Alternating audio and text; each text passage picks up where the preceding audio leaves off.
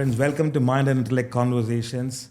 Have you ever wondered what goes into the mind of a batsman when he's facing the world's fastest bowler?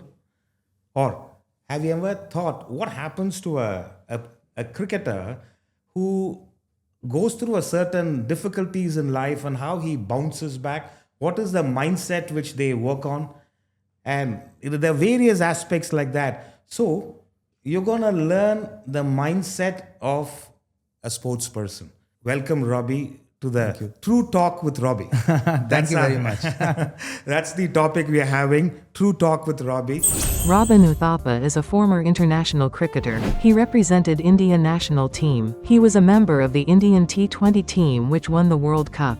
He played for Kolkata Knight Rider and Chennai Super Kings in the IPL. After reaching the pinnacle of sport and navigating deep personal struggles, including clinical depression and suicidal thoughts, he chose a path of purpose, healing and transformation. He found it true to help others rise into the fullest expression of who they are from the inside out. We are delving right into the topic. My first question to you is the relevance and importance of mental health in sports in the present day scenario. What's your view on it? Well, I think it's much needed, to be very honest. I think it's something that is the need of the hour, given the exposure that athletes have, given the scrutiny and criticism that they are open to with the line of work that they're in. And given the fact that today journalism is not just, it has been democratized. Right. Right? So everyone's got an opinion, and sometimes these opinions stick and they can have a huge impact on an athlete and the way they move their career forward or the trajectory of their career, so to speak. So I think mental health and well-being should be a primary aspect for athletes. And I think avenues must be set up for them where they can access professionals and personnel to be able to help them navigate through the challenges that they exist in. Excellent. It means it should be inculcated from the beginning, not in the middle. I remember my guru used to say, talent takes you up to a point. It's character which keeps you there. Sure. And so true. I find it difficult. I mean, anyone will find it difficult to develop character in the middle. They can, but when it is in the grooming years itself, the character is also formed. It'll be a far better option. Yeah, I mean, 100%. so therefore, that's what I'm saying. Yeah. Everyone, they focus on the skill set, the talent, which is inherent. It is there, but the mental strength is much more needed. Yes, it's obviously when you play an athletic sport, I think you need, or even if it's a non-athletic sport, you need the mental resilience to be able to navigate the peaks and valleys of the career. Right. And it's never going to be smooth sailing. It's going to be a journey of ups and downs, and you learn a lot about yourself. You will grow a lot. I'm someone who believes that growth happens outside of the comfort zone. So when you go out of the comfort zone, the attitude that you possess will determine the amount of growth that you will make in that space. And so I think to have the support system is important, but to also build yourself up is important. When you say growth always happens, when you move out of the comfort zone, which I'm a big believer in this aspect, what is your suggestions on outside the comfort zone in sports? The sports, it is the sports field, which is the actual arena. Outside the comfort zone, what is your take? So sport is a lot like life, right? I think anyone who plays a sport will agree with me when I say that sport teaches you how to navigate through life. Right. Because you meet success and failure on a day-to-day basis. Right. You learn how to deal with successes. You learn how to contend with failures. And given that, I think it teaches you humility. It teaches you, supreme confidence. The difference between confidence and supreme confidence. And the difference between the thin line between supreme confidence and arrogance and overconfidence. Right. So it teaches you all of these different aspects, provided you're self-aware. Do you need a support system in place? I do believe that every athlete needs a support system in place. I genuinely believe that any athlete needs at least 3 or 4 people that they can lean back on to be able to navigate through his or her career. Much like in life, you need 3 or 4 people to lean back on. Correct. Your fallback option. Yeah, your fallback options. People who will call you out for when you need to be called out. Right. People who will motivate you when you are down. People who will inspire you when you feel stuck, and people who will support you when you need the support. Fabulous. So I think you need 3 or 4 people in your life to be able to navigate through life.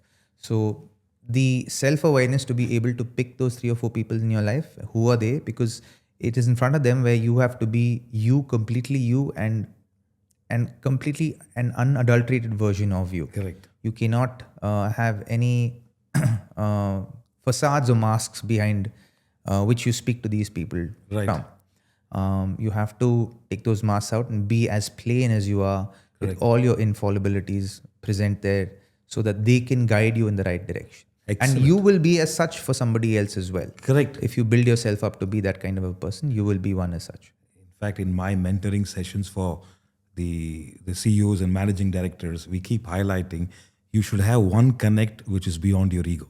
Yeah. At least one connect. You're talking about 3, 4, which is fabulous.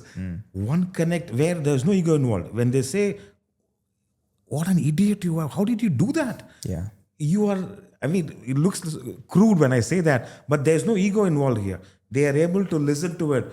I said, if everyone comes under the purview of your ego, you're in trouble. Yeah, You of course. cannot be open-minded. Yeah. So, but to observe, to understand that I need that. I need 2, 3 avenues where I'm open-minded, where there is no ego involved, where I'm receptive, and which calls for a lot of strength within it. Or, I mean, as you mentioned, humility or lack of awareness that I need this help. Yeah, and I think it roots from humility. It roots from the space that I don't know the answers to everything, and sometimes I'm too close to myself to see what the picture actually is. Right. I'm too close to the issue to see what the picture. The humility to say, I want another perspective. Maybe there is another perspective, Correct. and a perspective that would add value to my perspective right now. Correct. The humility to think that, okay, there is another perspective. Right. Whether it's value additional or not. Correct. Just to be open to the aspect itself drives in humility. Absolutely. In fact, again, another aspect I'm sharing, I keep telling these CEOs, you have become what you have become because of you. And you're not becoming what you can become, again, because of you. You were your greatest strength at one point of time, and you are your biggest weakness at this time. So they need that. It is, and it's a continuous progress. Yeah, but I empathize with a lot of these people as well, because one has to understand that they get to a certain position, like you said, because of themselves. And that puts them into a state of survival. Right. And so they don't want to disturb what is already working. And they feel that, especially traditional businesses, traditional CEOs, traditional entrepreneurs, they don't want to rock the boat. Correct. Because rocking the boat means everything could shake and everything could disintegrate. Correct. Right. And because it's not like there is a method to the madness. They have to discover their method to the madness, keep iterating and reiterating that, and try different iterations of it in different formats, so that they know that this is something proven that works for them. It may not work for everybody, but it works for them. But that is generally why, when they don't do that enough, there is a sense of insecurity. Ki yaar, if I do this, will I rock the boat that everything will fall apart? Right. So there's a fear that drives them to not even look out for other options. You're right. Absolutely right. The fear, in fact, one is the fear of rocking the boat, another is fear of what others will think. I've been people think I'm of a certain caliber. Suddenly, to portray a certain sense of vulnerability, which is not vulnerability, but moving out of their comfort zone, is also takes a lot of courage for them. It does. It is. It's not easy. Obviously, when something has worked for you for a certain period of time, like I said, there is a fear of shaking things up. Two is, what will people think of me? What is the judgment that people will have? Like, to be very honest, nobody cares. Correct.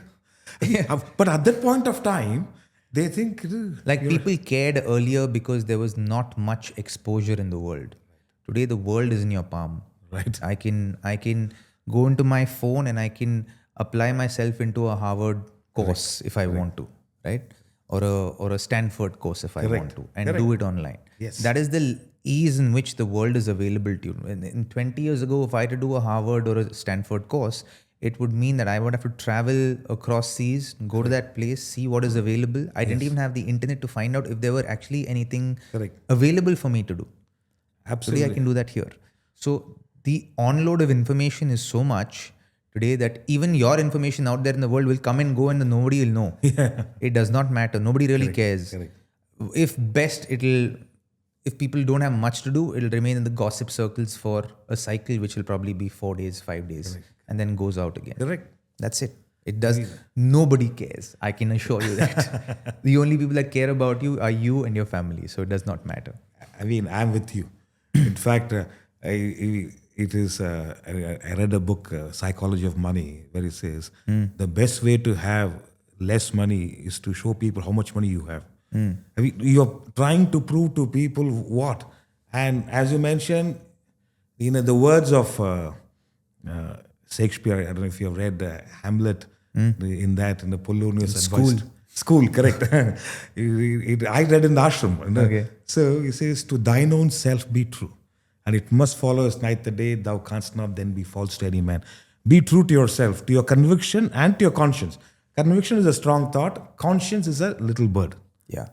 And if you are true to that, it's fine. Otherwise, who really cares? Yeah. It is. As long as you're honest to yourself, to the people that matter in your life, to the people that you love, I genuinely don't believe that people outside of that circle should impact the way you live your life. Correct. But it's generally... See, this is not arrogance, right? This it's not arrogance. It's knowledge. Knowledge. It's clarity. It's clarity because you know this, because you've experienced this. And you can test this out. Like, there have been things that have happened in your life that you feared that people would judge you about. But go back and see how long that mattered to people. Correct. This Sunday I had a lecture, and one of the points was the best thing about the worst days of your life is you get to know the true colors of whom you really cared for. I mean, it was who really care for you. Correct. So you get to know, you never thought this person was anyone close, but they were more concerned about you. So this is clarity, and this is wisdom, and as a result, we are the one who benefited. So I guess the role of mental health in sports is becoming far more important now, and which is wonderful. I think just in general in life also. Correct. See, I think in life as well, mental health has become, should be and is becoming a primary aspect. Because today, like I said, if you see the world we live in today, everything has been democratized, right? Everybody can do everything, right? But and that opens everybody up to a lot of judgment, to a lot of fear, to a lot of portrayal of what is not real.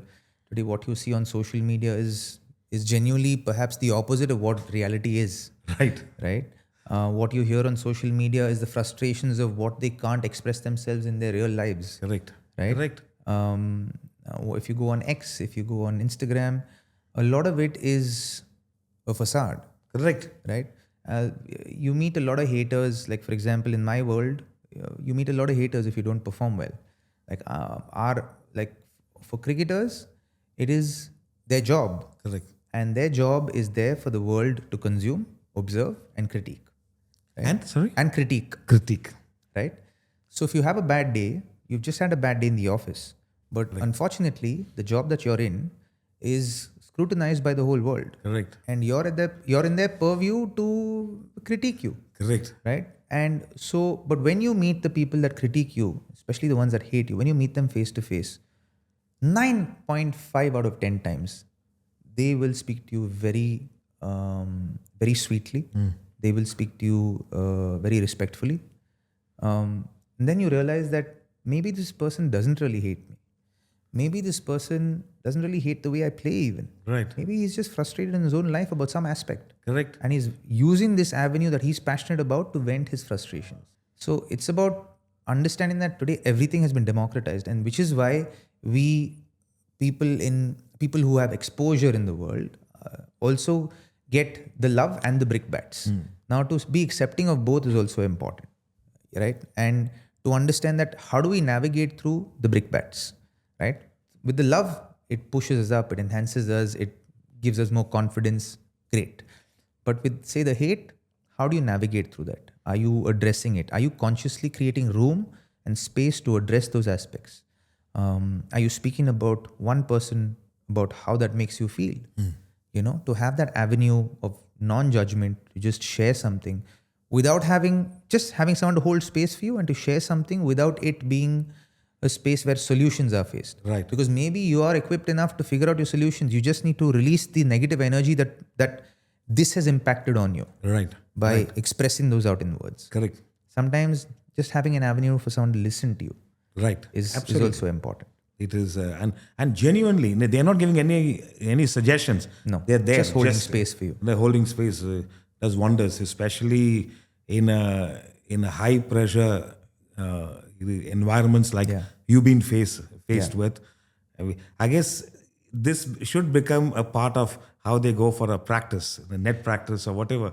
This should be another way of the mental net practice. I find Djokovic or so many great players have that inbuilt, or they worked upon it over a period of time. So, I mean, is the sports people taking it very seriously, the mental health these days? I think individually they do. I think in a group setting is a lot more difficult because if I can speak about my sport, in cricket is quite a complex sport, Sri. It's a individual sport within a team sport. Right. So the complexities that brings forward is quite difficult to navigate through. There's a lot of insecurity that exists in team sport, in cricket at least. Because you have players who work in tandem, but they're also in competition with each other. Okay. So to navigate through that dynamic and exist in that dynamic builds a lot of insecurity. Right. And if you have to navigate through an entire career like that, wow, it can be quite challenging. So individually, it's easier to set up, but as a team, it's difficult to set up because even within the team environment, it depends on, for example, there's a life coach there, or a performance coach there, or a mental well-being coach there. Now, for the group en masse to trust this one person with each individual's information and to trust that it won't be passed on that can have a detrimental impact on their career is quite challenging. Right. Right? I'm almost asking for too much. Yeah, from an individual player, yes. But it again depends on how the team is led. If the team is led and the team is is made to feel secure, it's simple, right? When there's security, correct, you're not worried about survival. Correct. Absolutely. That's when a there's great security, point. You're focusing on performance. When there is no security, then you're focusing primarily on survival. Right. When you're secure in life, you can focus on the luxuries of life. But when you don't have security in life, you can't focus on the luxuries of life. You're focusing purely on survival. You're fighting for survival. Yes, and it's a day-to-day endeavor. But when security is there, then you're not worried about tomorrow. You're planning for a week ahead. You're planning for a month ahead. You're planning for a quarter ahead. Correct. The series as such. Yeah. Now, how do leadership groups set that up for their teams? That becomes important. Correct. Because then the minute you make your team feel secure, the minute you make your group feel secure, you're already operating on the thriving mentality. Correct. And in life, you want to get there as often as possible. You want to be there as often as possible. And that is the role of a leader. How does he make his group, whether it's a family, whether it's his team, whether if it's his sporting team, whether if he's a CTO, CEO, his team, his core team under that, and their teams under that, how does he make them feel secure, or she make them feel secure? Right. So that they can operate on performance. They can focus on performance. In fact, you can get the best out of them. That's when And in a team environment, the only way to get the best out of an individual is to provide them security. fantastic. I'm glad that so it's a leadership quality as well as a lacuna. If it does not, if that lacuna is there, you can have the best of coaches, and still there's going to be an issue. Yeah, and a leader can't be hypocritical. Like a leader can't lead from security if he or she doesn't himself or herself already operate from security. Right. And operate in faith. Right. And in faith that he or she themselves are absolutely secure, then they can give that. Correct. So that's how, when they have control over themselves, is when they can offer control to other people. In the spiritual terms, we say self-sufficiency. Yeah. As a result, you become objective. Yeah. And each one has their pluses and minuses, and you're able to bring the best out of them. I remember watching the movie Invictus, and there the captain says, you got to make them feel that they are better than what they think they are. Yeah, absolutely. And eventually they win the World Cup, the Rugby World Cup. And I don't know if you've seen it, and if you've not seen it, I would suggest a great leadership material in it. But I'm with you. A safe and secure environment which makes their mind relatively calmer, and as a result they're able to focus on their core aspects, and not only that, they become a team player then. It is, of course. And it's the same mentality of what we used to be, right? As hunters and gatherers, the kids never had to worry about food. Correct. Because the men would go out there and get the food. Correct. And the women would prepare the food. And the women would take care of the children. Correct. Maybe some outlier woman would also go and hunt. Correct. Right? Correct. And now take that and extrapolate that into today's world. Right? Today's world, food's available easily. Correct. But there is cost of living that makes food slightly more dearer for us. Right. And based on each individual strata of society, right? It's about, and that's why financial independence comes into play, right? Everyone is seeking financial independence through what they do, right? Again, this can go into so many different branches of conversation. Yes. But you're right. But if you can operate from a place where there's comfort, right?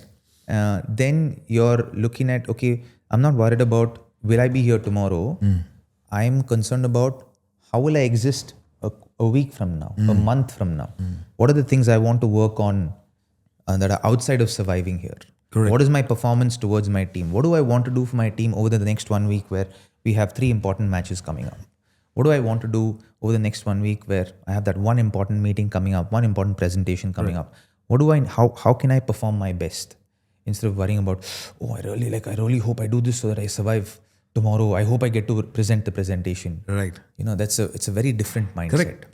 Therefore, any player, forget a sports person, a corporate person, a professional, this working on the mental health should be a prime importance.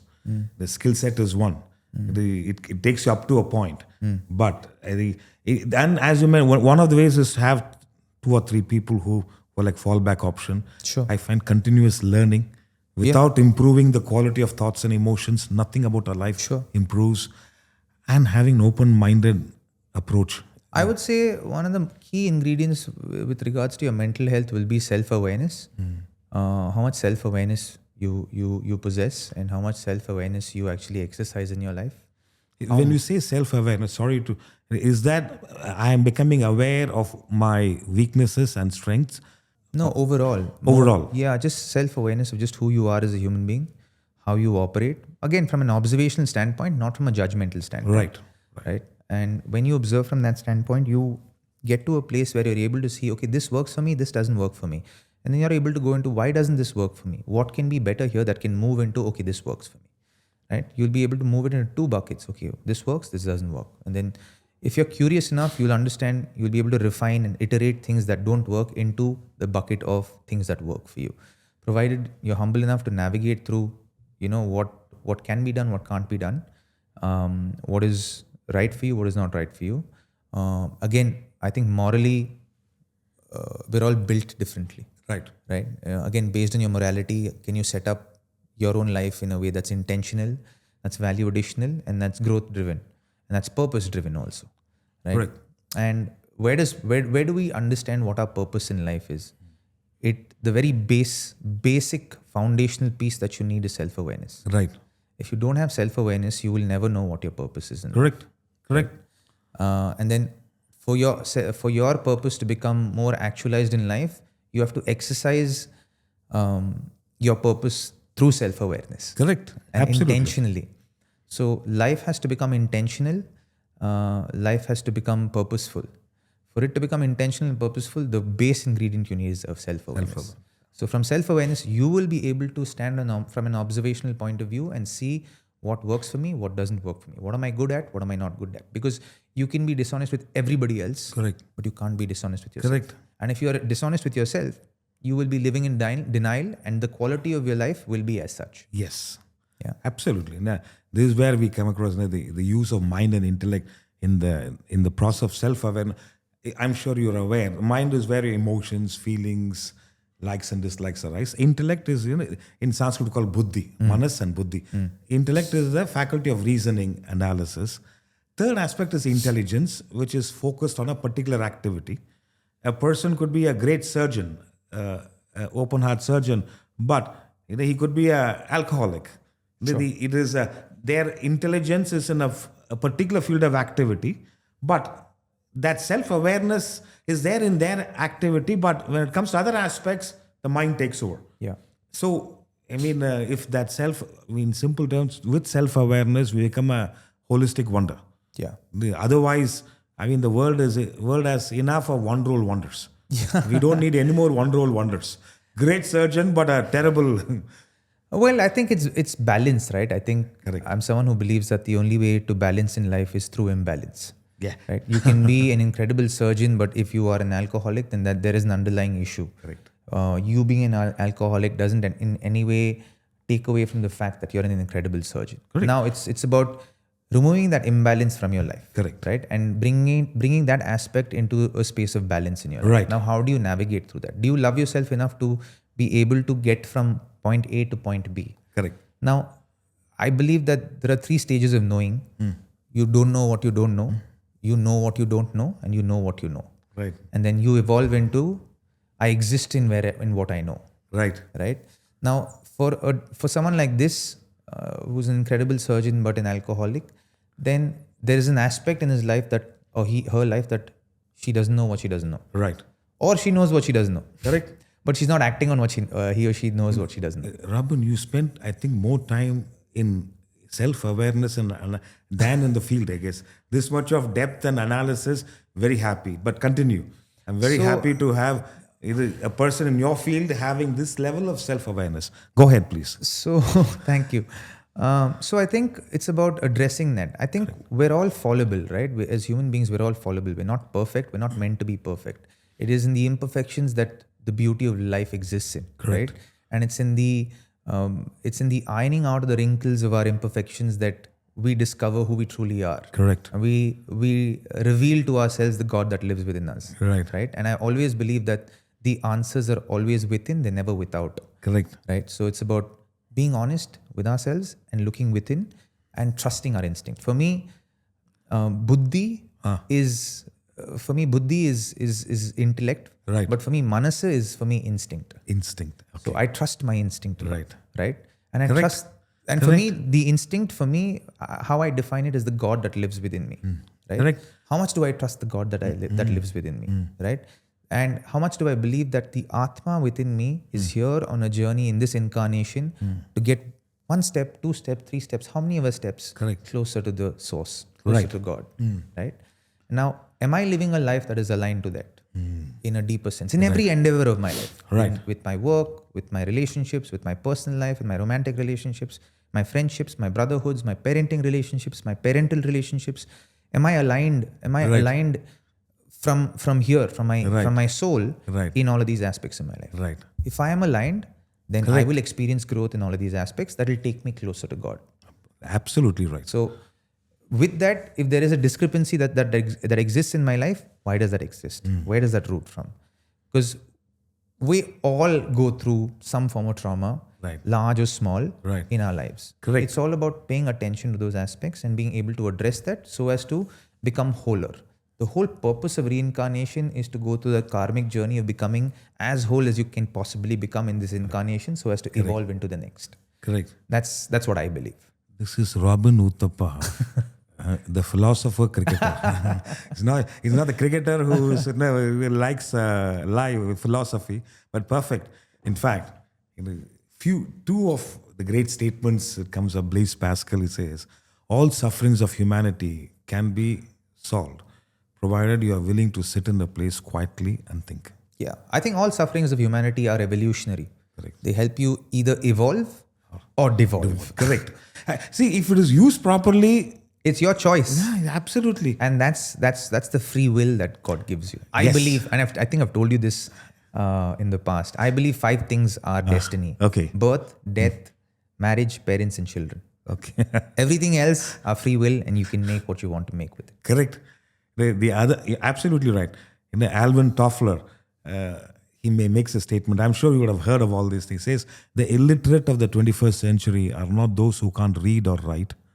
The illiterate of the 21st century are not those who can't read or write, but those who can't learn, unlearn, and relearn. That's amazing. I mean, it is what you're saying is this whole mental, strength framework appears to be unlearning and relearning on a constant basis, without judgment, without ego, and continuous process. But wonderful. Next time when I meet your wife, I'm going to tell her how fortunate she is. She'll say you're lying. Definitely. It's the other way around, and I will agree with her. Definitely. See, next, when I met you last time, one word stuck with me. It's modern masculinity. And you want to take that, there's a second aspect.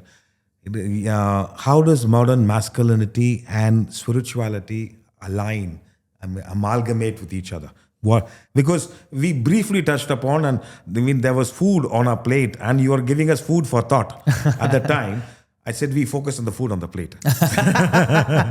So it is a modern masculinity, and it stuck with me, and it resonates with me. But I thought I wanted to get it from you. How it aligns spiritual journey and modern masculinity. How does it align? So I think they're all one big part of the whole, but I think it's separated a lot in the world we live in today and the worldview that exists there today and everything that is propagated. And for me, one of my flagship programs that I'm building right now is called the Emberborn 11. So it's a modern masculinity embodiment program. It's built for men who are seeking to become the best versions of themselves in every aspect of their lives. And so it is built on the foundations of the Ardhanarishwara from the Shiva Shakti, which exists from the place of every human being possesses both masculine and feminine energies. Right. And but we, because of how we are raised and the times we are born in, it forces us into one narrative or the other. But the truth is, both narrative exists and both energies exist in each human being. It's about how you navigate through the dance of those two energies in your life, in your day-to-day lives, in your relationships, in your professional life, in your, again, parental life, parenting life, friendships, brotherhoods, all of that, right? Wonderful. So for me, I think the aspect of the divine masculine and feminine came from my own thinking and thought process and studying and research and curiosity. And today I think masculinity exists in two extremes. One is the toxically masculated man, toxically masculine man, and the other extreme is the completely emasculated and defeated man. Right. Right. So I believe true masculinity lies in the middle, and I believe there is place for both masculinity and femininity that exists in the man's being. Now, how do you navigate through that? And I think there's not enough information shared with men. And I believe when you empower men with information through logic and understanding, they are the most open beings in the world. Right? And I think the closeness comes from a place of self-preservation. The closeness comes from a place of protection. The closeness comes from a place of survival. Right? Because they figured out, because nobody gives men the tools to navigate through the emotions that they encounter. Like, for example, growing up, when boys are grown up, boys are raised or they're born through the divine feminine and they exist in the divine feminine till they actually hit puberty. But the world is set up in such a way that boys have to become men very quickly before their time. Right. And as men, we raise our boys to become men much sooner than they need to be. Right. Right? We don't allow them. I can give you basic examples. Don't cry. You're a boy. Don't cry. Only girls cry. Don't be a sissy.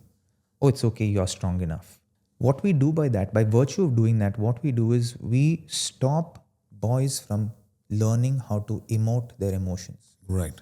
And by the virtue of that, we teach them how not to process their emotions. Correct. And because they don't know how to process emotions, we don't teach them to articulate these emotions. Correct. Right? We create very little room for boys to go navigate through the entire spectrum of their emotions. Correct.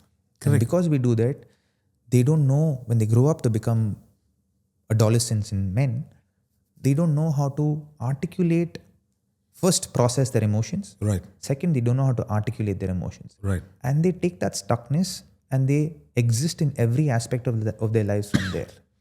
Right? They exist in their personal lives, professional lives, relationships, friendships, parenting relationships, parental relationships from that place. Correct. Why? Because parenting at that point, again, I empathize with parents because no tools are given to parents to parent kids, right? We do the best we have with the tools we've got. Correct. Right? And so our intention is to do the best, and we do the best we have with what we've got. But even though we're well intentioned, we mean well. Sometimes with the rigmaroles of life, with the stresses that we're navigating through life, and depending on our mindset and where we operate from, we teach them what we have been raised in from or into, right? And so there are a lot of gaps there, and children go and exist in the world from those places of gaps. Now we practically kill the inner child. Correct. And so the inner child is basically locked up in a dungeon in the pits of our hearts. Right. There's no room, And especially for suffers. boys. No, it's quietly existing, but like it's there. It's dormant. Correct. Right. And so, this program is built to be able to rediscover the inner child, burn down the masks and facades behind which you live, and make peace with the inner child. So we go through an inner child healing process. We empower men with the information of how vulnerability is actually strength. Right. Right? It demands a lot of strength to be vulnerable. And I think the empowerment of information for men about what are the characteristics of masculine energy and feminine energy, right? And so when we give them that information, they realize the stuckness with which they exist in niche relationships. And so with that, what happens, the gap continues to build from generation to generation. Right. And at some point, we have to put a peg on that and say, okay, let's address this. And my motivation in this incarnation is to be able to add value and put a stop to that as far as men are concerned in relationships, because I genuinely believe if we address the problems of men, society becomes a much better place to live in. Because I think men aren't taught to go through their emotions, their spectrum of emotions. Now, imagine a child who's able to go through the full spectrum of his emotions and is able to articulate to himself and to the people he loves what he's feeling. Right? We're a lot more giving to girls growing up. Right? We're a lot more loving to girls. Correct. We're a lot more empathetic towards girls. Considerate and because we respect the divine feminine in her. Right. But because men exist in the masculine, the masculine world, by the way it's set up, we are trying to empower our kids with the information to exist in the real world, whilst they don't have to. Correct. They don't need to. But by doing that, we are taking away from them essential existential qualities that they need to exist in the real world.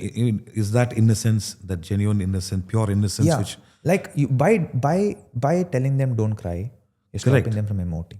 By telling them man up, take it, and move forward, you're asking them to be an adult when they don't need to be an adult. and they are not in that potential also. Yeah. And so because right now, when you if you allow a boy, so with our son we do this. We allow him to go through the full spectrum of his emotions. So if he's crying, we're like, finish crying, have a cry, no problem. You wanna sit with me while you cry?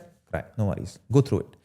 But after you cry, let's talk, right? And then we get him to articulate what he felt in that 7-year-old brain of his mind, of his. Just share with us what you felt. Did you feel angry, frustrated, irritated? We have to define to him what frustration means. Right? We have to define to him what irritation means, what fed up means. Correct.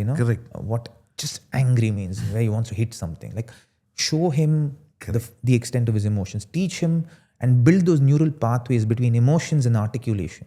Absolutely. When that's built, you're raising men and boys to become holistic men who are empathetic, who are in touch with their emotions, and who know how to articulate what they're feeling. Which is why today you see in the world, boys go out or men go out and love to hang out with each other and laugh at each other's pain. It is a very cathartic experience because that is the best they can do with what they have. Correct. Because they were raised in that stuckness, it's very hard for them to be vulnerable. Man up, take it, move forward. Don't talk about it. You can deal with this. You're strong enough. You're good enough. They don't teach us to have a support system. Yes, I don't do counseling, but at times, even this, the CEOs or managing directors, you're stunned with their inadequacies. Yeah. And they are falling for this, or this has become so important. Yeah. All these things happen. Men need that space to be able to be cathartic and to have that cathartic experience of navigating through that.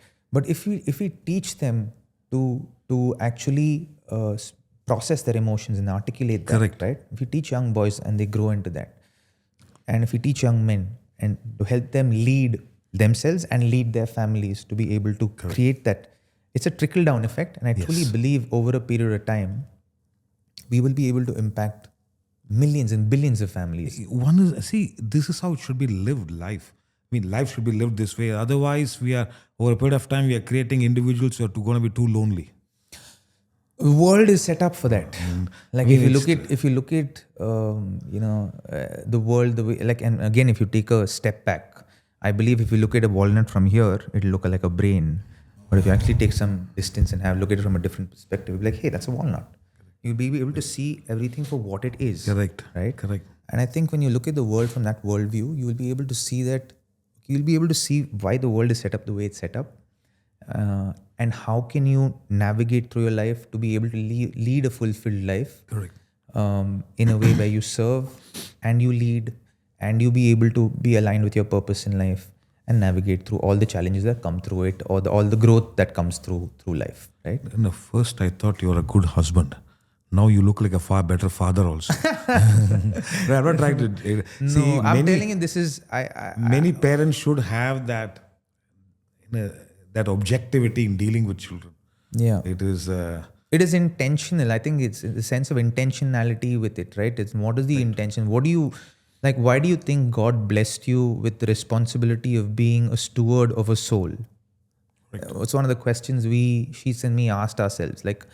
What do we want to give this soul? Why do you think this soul chose us to be its parents, right? Your wife asked you. Yeah. No. Both of us, we asked each other. We are extremely grateful for the responsibility of being guardians of a soul. And we're extremely grateful to our children that they chose us as parents. Your 2 kids look adorable here. Yeah, thank you. Too good. So we are extremely grateful for that. And we believe that they're here with us because we know that they're here with us because they chose us. Because they have to go through certain things in life and we need to play a certain role in their lives. So we try our best to be able to give what our heart drives us to give for them and empower them in a way that helps them exist in the world in a holistic manner. And we use all the tools that God has given us on this green earth to be able to help us navigate through that. And which is why I think I have moved from being religious to being very spiritual. Fantastic. And that has helped me in times when I've been out of my comfort zone. It is the first thing I move towards when I find myself out of the comfort zone. I seek guidance and I lean on spirituality and all the tools that God has given me to be able to... I'm very agnostic. I'm very religious agnostic about the tools that God gives, because I believe that God has sent different people at different masters at different times to lead different groups of people. Correct. All to the same end. So when you study religion, which I have to a small degree, the commonality is all the same. Absolutely. You know, the way of existence in this realm are all the same. Absolutely. Unfortunately, a lot of religions are fear driven, which I wish they weren't. I wish they were more love driven. Correct. In fact, a person is admired because he's God fearing, not God admiring. Yeah, and I used to tell, nothing wrong in the sense, you would want your children to be who admire you or fear you. Yeah, I think for me, admiration even comes out of respect. So for me, if I can earn the respect of my children, my life's one of my life's endeavors or goals is that, and I would go by this measure if I've lived a successful life. If my kids choose to be my friends after they are adults and they choose to hang out with me, then I know that I've won in life. It's going to happen, Robin. Please, you don't even need to. I'm glad you mentioned that.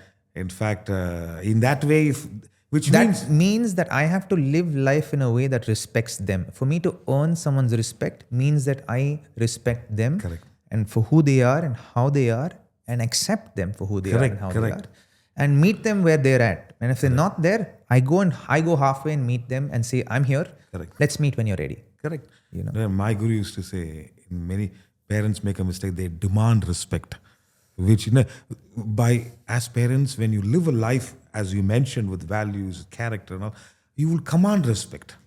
Yeah. And for me, I would always say, be a God-respecting individual than a God-fearing one. Correct. And with respect it encapsulates admiration, it encapsulates fear, it encapsulates all of it. Robin, it was great to listen to your thought process, wise ways of thinking. One thing which we observe in corporate life, in personal life, or especially in sports, dealing with success is one. But dealing with failure is a completely another ballgame. And a person who's gone through, different trajectories in life, what is your view on dealing with, what is the best way to deal with success? What is a matured way to deal with failure? Well, there are many versions of answers to this. And you want a surface level one, is keep it simple but valuable, is saying, don't berate yourself when you fail, don't gloat when you succeed. Right. Be humble in your success. See what are the aspects that worked well for you, and make a note of those. Make a note of how it felt in your physiology when you succeeded. Get awareness of what it felt in your physiology, like emotionally and mentally and physically. How did it feel for you? Like for example, if you can get aware of when you succeeded, the smells, the emotions, and the joy, which part of your body felt like what? Like, how did your heart feel? How did your shoulders feel? How did your arms feel? How did your stomach and your solar plexus feel? Right. If you can put those down and build familiarity with those, then basically you're setting yourself up for those processes to exist again. So it's like putting them down is like manifesting them again. Right. Because all you have to do, even when you're going through failure, is to read that and then exist in that space. Scientifically proven fact apparently is that if you exist in a particular reality, even cerebrally, for 17 seconds, you're practically living that experience. Oh. And if you live that experience, then that experience becomes repetitive. You can repeat it. It's repeatable. And it begins happening. Right? It's like saying, I want to listen to the English radio channel, but today I exist in the Hindi radio frequency. Now, for me to exist in the listen to the English radio frequency, I'm like, I listen only to the English radio frequency. Right. But today, it's not true, because you're living in the Hindi radio frequency. Right. Or Marathi radio, whatever language, right? But you switch. That switch needs to happen. So for you to exist here, you need to exist there. Now, for you to exist in the place of success, you need to understand what it feels like to live it. When you have that experience with you and you live that, and if you can repeat that and make it a replicable mode of meditation or conscious breathing Right. for 17 seconds at a time. You'll manifest that life. Excellent. And that is proven. Wonderful. You know, we all know it's proven. So if you're going through failure, then build a model that takes you closer to success. Live in that existence. That we go through as athletes a process of visualization. We visualize the bowlers we are going to go up against. What are the deliveries they bowl to us? How will we play their good deliveries? What are their boundary option deliveries? How will we score boundaries to those deliveries? How will we score sixes? How will we build partnerships? It's a visualization process. A lot of athletes don't do that. Yeah. But the ones who do that are the ones who reach the epitome of success for themselves. Right. Or become the epitome of success, right? Because they are getting into the frequency. They're jumping into that frequency. And then because they jump into that frequency, they exist from there. So they've already done that before the match. So when they go into the match, they find the shortest route to that frequency and exist there. And that brings success. Almost like a familiar territory. Rinse and repeat, rinse and repeat, rinse and repeat, rinse and repeat. Fabulous. That's it. In fact, my guru used to say, when you are successful, it should feed your responsibility. That all this looks like you become more responsible as a player or as an entrepreneur, and then you visualization, all that aspects. And so it's clarity. Like everybody wants to be successful. Correct. But what is success for you? How would you define success? right. And for a man, it has to do on many different spectrums. It has to do success in his relationship, success in his professional life, success financially, success as a father, success with his siblings, success with his parents, in all of those aspects, right? Correct. Different measures of success. Correct. Now, do you know how successful you want to be in each one of those spectrums? Right. And are you clear about, okay, that's successful. Okay, I'm here, but I need to move here. Right. These are my processes to move from point A to point B to point C to point D in every different vertical that you have for yourself. Correct. Now, financially, that is a big aspect for men, right? What is your financial number? Yes. To know, every man should say, okay, this is my financial number after which I'm not working for money. I'm working for what my purpose is in life. Right. And our purpose in life is always beyond ourselves. It could be to your family, it could be to your community, it could be to your society, it could be to humanity, or it could be to human consciousness. Right. You need to figure out where it exists. Right. And in what direction. And now I have to meet your parents and say how wonderful child you've brought up. You're right. I mean, I am with you. See, this means a lot of inner work has gone in. Without that, I find extroverted people, one is they blame others. Or, I'm giving you a great education, a fabulous villa to live. What else you want? Yeah. You go for 2 great holidays a year. What else you want? I need a dad at home. Yeah.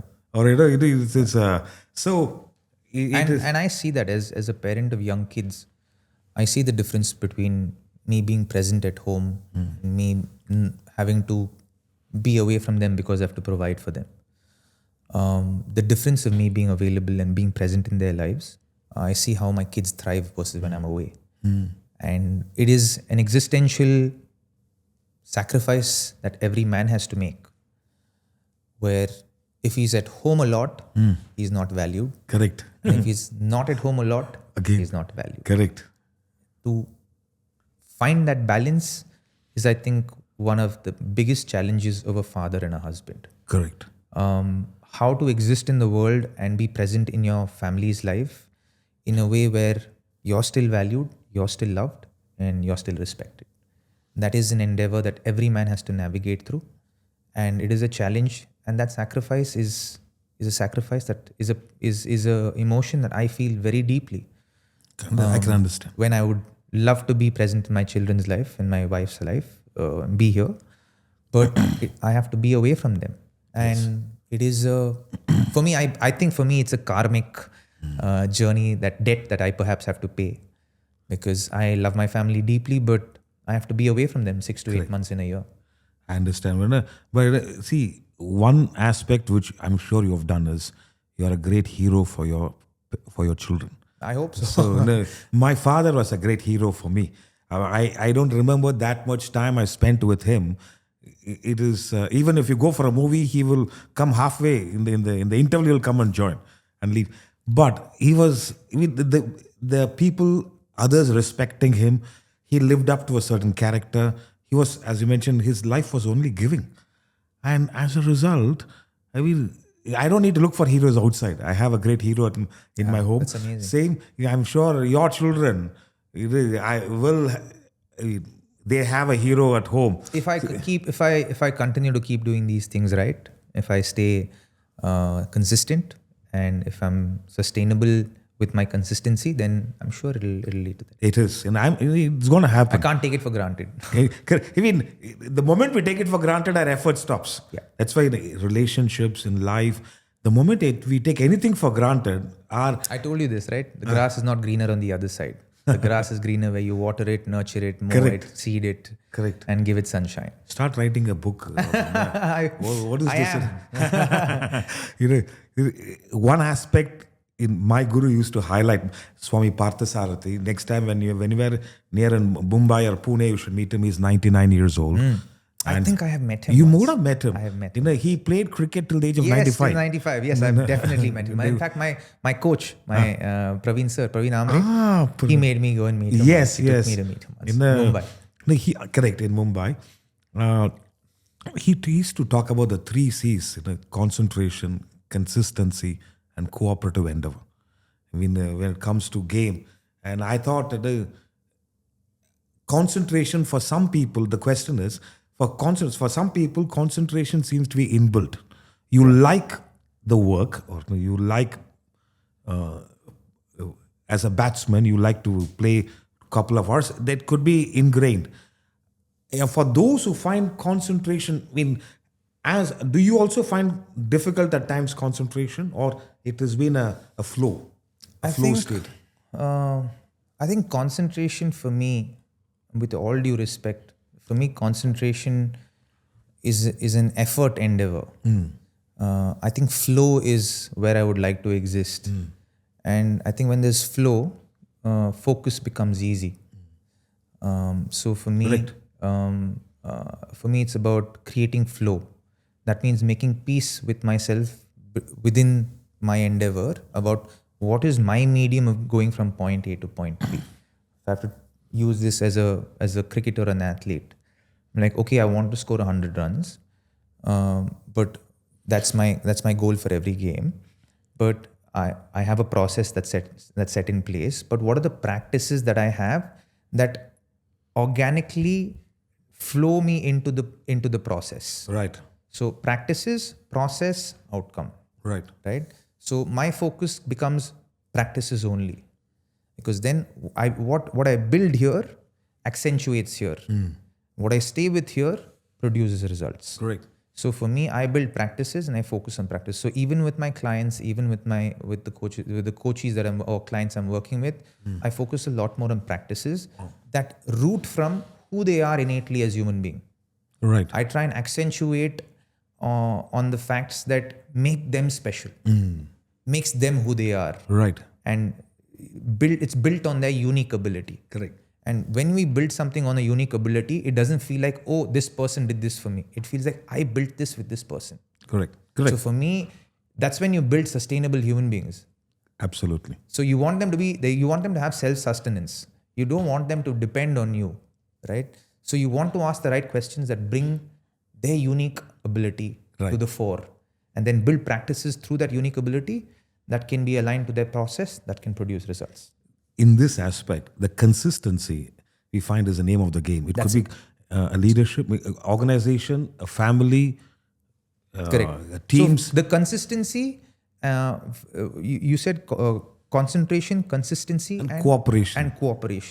And that works, right? See, for me, concentration I would define as flow. And I would say consistency in practices produces good processes, produces good results, right? Correct. Consistency, cooperation, consistency, and cooperation. So now they all have to work in hand with each other. Absolutely. Right? They all should move evolutionarily from one point to the other. Right. So that cooperation has to be there. If there is a mismatch here, and you can extrapolate this and put this into teams. Correct. You can zoom out or zoom in, take it out, and apply it to individuals. Correct. It depends on how you want to do it. It's I learned this from my guru in 1997. And it still resonates with Oh, yeah, me. yeah. It's Concentration, he used to say, is your intellect focusing your mind to a present action. Correct. Without allowing the mind to go into the past worries or future anxieties. Yeah. So for me, I think how I've learned to deal with the mind going is today, I'm like, it's okay, go. Go, but when I'm aware of you, come back here. So I'm building acceptance here within myself. We're not resisting it. So there's less resistance for it to come back. Right. The minute I restrict it from going, then I'm stopping a very natural side of myself. Correct. But the more consistency I build with it going, and then when I bring presence, it comes back, then the route becomes shorter, and then it's Correct. here. It's really, the focus is That almost is consistency. I mean, almost you are in a flow. Correct. In a flow. Yeah. And It's always the shortest route to state of flow. Now, what is the zone according to cricketers, or batsmen? Okay.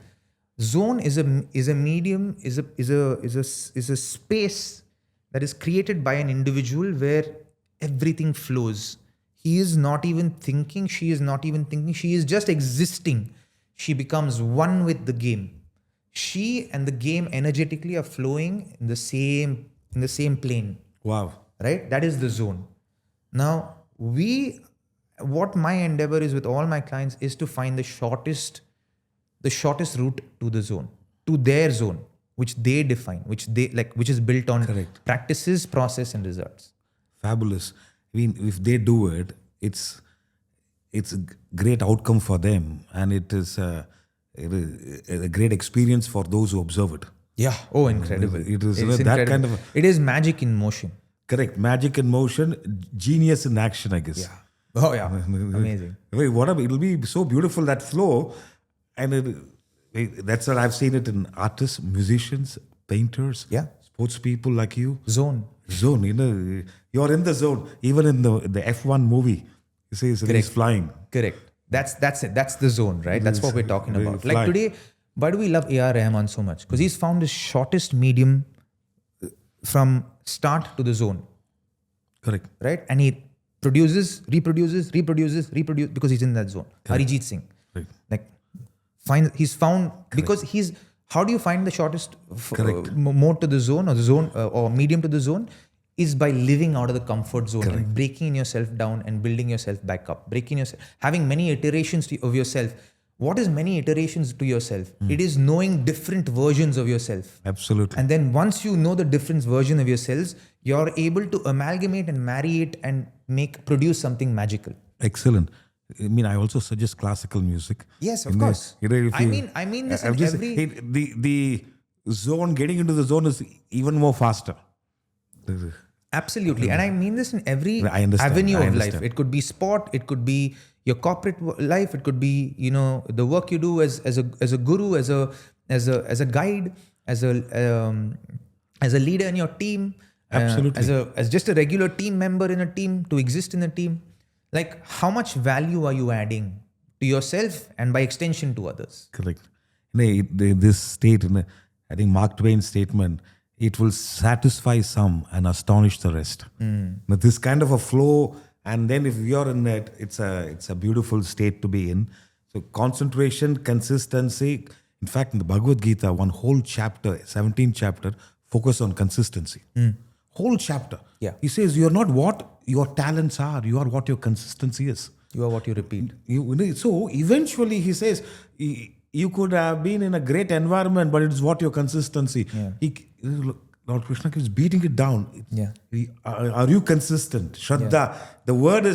The Sanskrit word is Shraddha. Yeah. The English word is consistency, which is a simple translation, but is... No, it's an eloquent translation. See, the potential to take that idea, to live it, to inspire by it, to continue with it till you become it. Yeah. The way it says consistency. I'm navigating through something like that because I might sound wise right now, but I have my own challenges. Today, I'm trying to make sure I master my nighttime routine so that I can be a little bit more present in my children's lives in the morning because they start at 5:30 in the morning. Yeah. But I operate cerebrally a lot at night. That's when my creative juices flow. But now I'm navigating through a challenge where like I want to be here, so I want to get this right. Like I'm working with my wife, who's also a life coach. I'm kind of telling her, like we're having conversations about how do I navigate through this to get this right, because I'm struggling with this and I'm feeling overwhelmed with this, you know. And I might sound wise in this last 1 hour that I've spoken, but I have my own. Each one has their own challenges. See, yeah. I'm sure you've heard of Sattva, Rajas, and Tamas. You've heard of it. No, I haven't. Sattva is a state of mind and a quality of time. In each one of us have the three qualities of thoughts: Sattva, Rajas, and Tamas. Sattvic time is between 4 a.m. to 6 a.m. And that is the time, Brahma Muhurta, they say. Brahma Muhurta. I studied in an ashram where our day starts at 4 a.m. The early part of the day is the most conducive time for thinking. Correct. If I offer the best of scotch at 4:30, the person would say, even though he may like it, he said, not now, after some time. Yeah. Whatever, 30% goodness is there, it's fully available early part of the day. Sure. That's when, it is I've got a wonderful book written by my master as a gift for you. It's a product, 25 years of study and research. All writing is done between 4 a.m. to 6 a.m. It took him 25 years for him to write. Wow. That is Brahma Muhurta, 4 a.m. to 6 a.m. That's the time for constructive thinking, contemplation, meditation. Next comes Rajas, 6 a.m. to 6 p.m. Once the sun rises, all activity starts. Rushing, hurrying, planning, all the meetings, podcasts, interviews, 6 a.m. to 6 p.m. Rajasic time, they are all, want to achieve something. This third part is Tamas, 6 p.m. to 4 a.m., which is where all the indulgences starts. Partying and other things, So it goes till 4 a.m., 3:30. So the day is structured in such a way: Sattva 4 a.m. to 6 a.m., Rajas 6 a.m. to 6 p.m., Tamas 6 p.m. to 4 a.m. And when you are so what the spiritual journey they say is promote Sattva, control Rajas, reduce Tamas. When they say, early part of the day, use for yourself. If you're this level of clarity in thinking, imagine little part. I'm not suggesting I even said it because when I walk out of this room, I want to walk out with humility. Because you're a boost to the ego for sure. But I want to walk out of this room, I'm glad. See, it is because of your open mind and humility you are able to share. See, if this amount of effort you have, clarity you have gained, imagine little more clarity. Yeah, of course. I don't think there's an end to it. Yes, it is. It's like a tailwind. You have 50% goodness, it's able to take it further. But I wouldn't suggest 4 a.m. straight away. Of course whatever not. time you're waking up, pre-pone. For me, I don't think, if I make up my mind, I don't think waking up early is a challenge. I think it's about getting my mind to rest because of the, I think my creativity really thrives at night, especially after the kids go to rest. So then you go to sleep, then you know that, okay, their day is done. Now you can focus a little bit on yourself. And then so once those wheels starts churning, you catch momentum and it's difficult to stop sometimes. Because you made it a habit. Yeah. So now I won't say break the habit, alter it, to get a taste of it. Yeah. I'm endeavoring on that. So it is not to reduce your activity. Rajas is full of activity, not to reduce your activity, deal with it, and in more than going to bed early. Reducing tamas is going to bed early. Yeah, of course. So promote sattva, control rajas, reduce tamas. Once you keep doing it, you will find you'll get a hold of the time and the best part of the day for your own well-being. And see, that works wonders. And that's what the best part in our ashram where I studied. 4 a.m. to 9 p.m., 7 days a week, 365 days a year. So that worked out very well. But sleep is something very important. Of course. No compromise on it. Of course. Minimum 7 hours, a proper sleep. Once we publish that fall asleep in 10 seconds, I'll share with you. Please do. This is what Earlier I used to have a challenge falling asleep. I think that has reduced 90% now. I'm falling asleep pretty quickly. Now it's about just getting myself to bed slightly earlier. More than waking up time, going to bed time is something you ought to practice it. Yeah. And I'm sure you'll be able to do it. If sleep as such is 90%, you've sorted out. It's just a matter of fact. Yeah. So in simple terms, promote sattva. Yes. Promote sattva, it will work out well. Now, the few questions I want to, last two questions. When the present moment, a batsman is going, or a CEO is in an important meeting, so much chaos outside. And when I say, how, as a cricketer, you were able to be in the present moment when everybody's cheering, they need you to perform. It is practices. Like I said, it's your practices that build your process up, and you need to have a process as an athlete. And if you consider yourself a leader in where you work, then you need to have your method to your madness, and that madness and your method to your madness is critical to your success, and that should be like a holy book to you. Like, this is how I start. Like, so I would have routines, or I think any athlete has routines as to when they go into a net, how they practice, what are they focusing on, first 15 minutes, next 15 minutes, next 15 minutes, next 15 minutes. So if they're batting for an hour, they've broken down the practice, right? And I can give you examples of multiple cricketers, right, who've practiced in a way where if they're batting for half an hour, first 25 minutes is conscious batting. Last 5 minutes is subconscious batting, right? So they allow their instinct to take over. And you set standards at practice, right? At practice, I had a standard where my standard was when I did my batting transformation. Till then, I didn't have a standard for batting. But when I did my batting transformation and I finished, my standard for batting was at nets, I cannot get out. I have to get out of every practice session being not out. That means I'm actually practicing at the nets like I'm actually playing in a match where there is value for my wicket. There is value for me. Right? Wonderful. So I built practices like that so that the transition from practice to match was seamless. Like, Great. it didn't take too much effort. It was just like that. Right? So it just became an easier version of practice, because at practice I have 5 bowlers bowling at me one after the other, and I have to maintain my wicket and still score runs. At the match, I'm going from that to I'm playing 1 ball at a time. That means 1 ball every 30 seconds, and I have to play for as long as possible and score runs. Wonderful. So in playing 5 bowlers in 30 seconds versus playing 1 bowler in 30 seconds while staying not out and having the ability to score runs. So my practices were solid, which helped my transition to matches becoming easier. Wonderful. Right? So it's the practices that you set for yourself. The standards, your method to your madness. What is your method to your madness as a CEO? How do you lead a team? How do you lead yourself at work and manage your team and lead people and inspire people and provide them security? What is that method? What is your blueprint? Right. That needs to be in place, and that needs to be repeatable day in and day out, year in and year out. And then you will build iterations to that will evolve over your learnings in that period of time. Then you add them in, you take something out, you add them in, you take something out. Those things happen over a period of time. There's a lot of, after a point, the initial part of growth is like this. And then once you reach here, then the next phase of growth is like this. Okay. The growth then becomes deeper.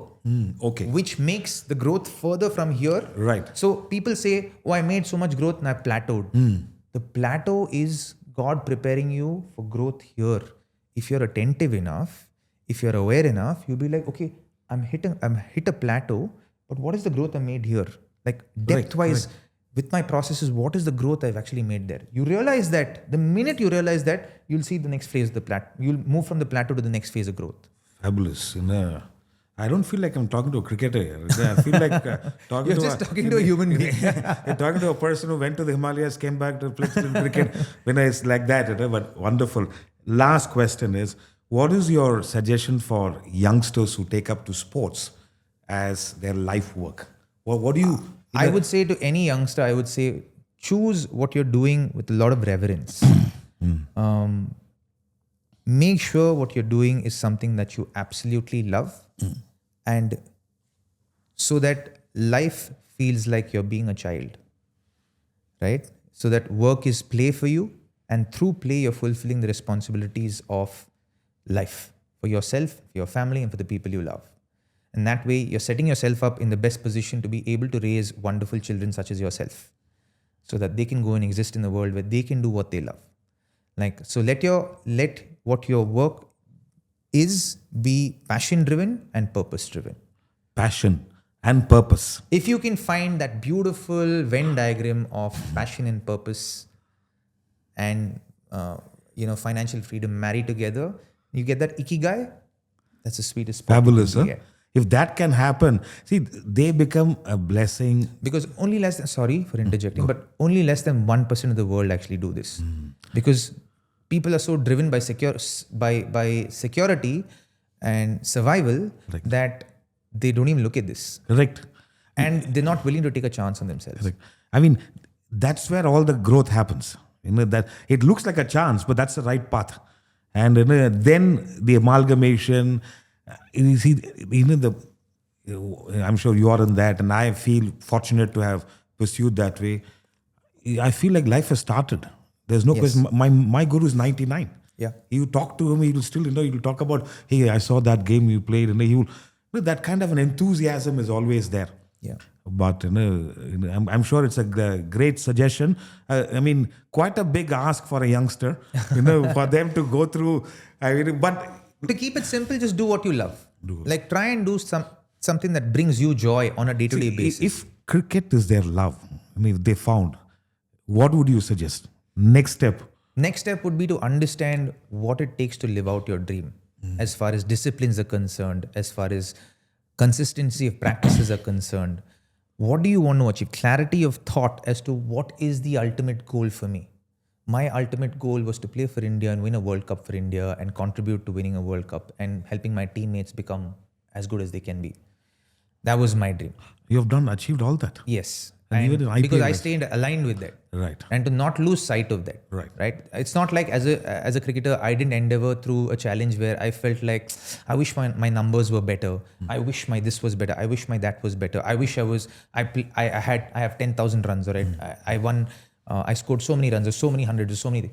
But when I sit down and actually self-actualize what my goals were, I'm like, oh, my goal was always to win a World Cup for my country, play for my country, represent my country, serve my team, build partnerships with my teammates. That was my goal. When you look at my career from that perspective, man, it's been very purpose-driven. Absolutely. Wonderful. And there's a statement my guru used to make. It says, you get what you deserve, not what you desire. Yeah. It is, therefore, let's focus on desiring. And it's an absolute pleasure and a privilege to have you, Robin. Thank you. Thank you so much for your time, for your wise words. Thank you. It's just the beginning. I'm sure a great life is ahead of you. I mean, you had a beautiful life. Another great life is ahead of you. Look forward to seeing you another time. Thank you very much. It's been an absolute pleasure.